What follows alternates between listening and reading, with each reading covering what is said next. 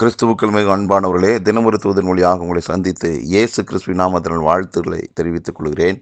இந்த நாளிலே எரேமியா தீர்க்கதரிசன புஸ்தகம் 24வது அதிகாரம் 6வது வசனம், அவர்களுக்கு நன்மை உண்டாக நான் என் கண்களை அவர்கள் மேல் வைத்து அவர்களை இந்த தேசத்துக்கு திரும்பி வர பண்ணி அவர்களை கட்டுவேன், அவர்களை இடிக்க மாட்டேன், அவர்களை நாட்டுவேன், அவர்களை பிடுங்க மாட்டேன் என்று ஆண்டவர் சொல்லுகிற நல்ல வார்த்தையை இந்த நாளிலே நாம் கேட்கிறோம்.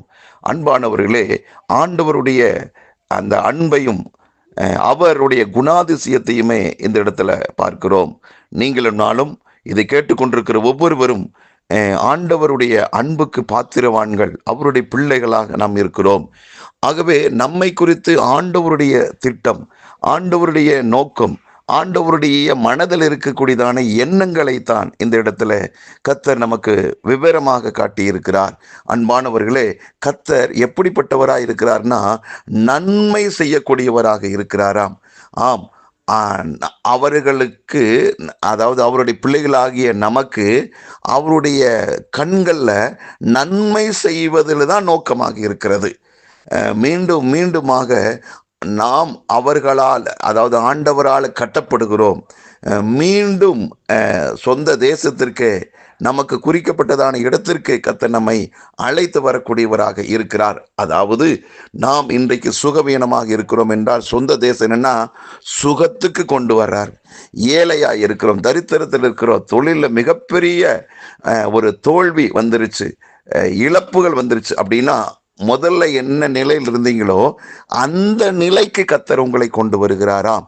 மீண்டும் அதே பழைய நிலைமைக்கு வரப்போகிற கொண்டு வருவேன் என்று சொல்லுகிற ஆண்டவர் வார்த்தையைத்தான் இந்த நாளிலே நாம் கேட்கிறோம். கர்த்தர் என்ன செய்கிறாராம்? மீண்டும் நம்மை கட்டி எழுப்புவேன் என்று வாக்கு பண்ணி இருக்கிறபடியினால், அன்பானவர்களே, நீங்கள் எவ்வளவு படு பாதாளத்துக்குள்ள கிடக்கிற அனுபவத்தை போட்டிருந்தாலும் தேவனுடைய கரம் அந்த பாதாளத்திலிருந்து, கீழான் அந்த நிலையிலிருந்து மீண்டும் கட்டி தூக்கி விடக்கூடியதாக இருக்கிறது. ஆண்டவர் ஒரு நாளும் கவிழ்த்து போக விடவே மாட்டார், இடிக்க மாட்டார்.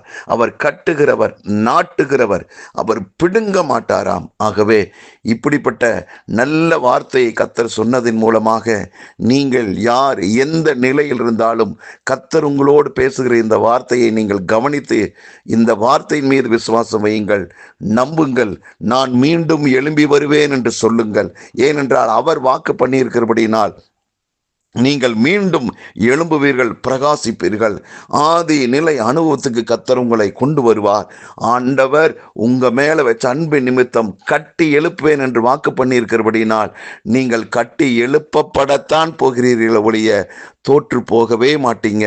சத்துரு வெள்ளம் போல வந்தது உண்மைதான், மிகப்பெரிய ஒரு போராட்டத்தை உங்கள் மேல் திணித்தது உண்மைதான், பேர் ஆபத்துகளும் நஷ்டங்களும் வேதனைகளும் வந்தது உண்மைதான்.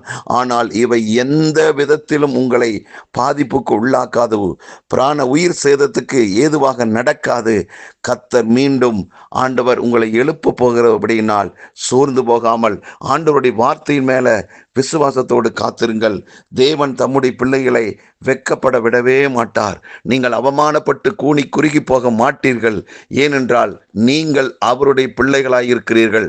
கர்த்தர் மேல நீங்க வைத்த அந்த நம்பிக்கையும் விசுவாசமும் உங்களை நிச்சயமாக காப்பாற்றும். அவரால் நீங்கள் வழிநடத்தப்படுவீர்கள்.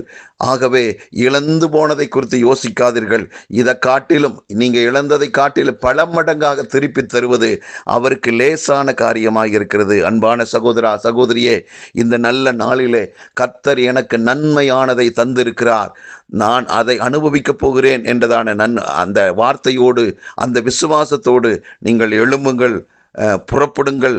இன்னும் கர்த்தர் உங்களுக்காக ஆயத்தம் பண்ணி வைத்திருக்கிற காரியத்தை உங்களை கொண்டுதானே செய்ய போகிறார். அதற்கு நேராக உங்க மனசும் உங்க சரீரமும் திருப்பப்படட்டும். கர்த்தர் நல்லவர் என்பதை இந்த விஷயத்தில், இந்த நாளிலே நீங்கள் ருசிக்கத்தான் போகிறீர்கள். ஜெபம் பண்ணலாமா? நல்ல பிதாவே, எங்கள் வாழ்விலே எத்தனையோ விதங்களிலே பிசாசானவன் பல்வேறு விதமான ஆண்டவரே யுக்திகளையும் செயல் திட்டங்களை வைத்திருந்தாலும், ஆண்டவரே, அது ஒரு சில நேரங்களில் எங்களுக்கு சிறு சிறு பாதிப்புகளை கொடுத்தாலும் கர்த்தர் எங்களோடு கூடவே இருந்து எங்களை மீண்டுமாக ஆண்டவரே ஆண்டவரே கட்டி எழுப்பி, ஆண்டவரே நீங்க முன் குறித்ததான இடத்துல எங்களை வாழ வைத்து எங்களை உயர்த்த போறீங்க. அதை நினைத்து நாங்கள் நன்றி செலுத்துகிறோம். இது கேட்டுக்கொண்டிருக்கிற யாவருடைய வாழ்விலும் கட்டப்பட்ட அனுபவம் மீண்டும் உயர்த்தப்படுகிற அனுபவத்தை அதிவிரைவில் தருவதற்காக நன்றி.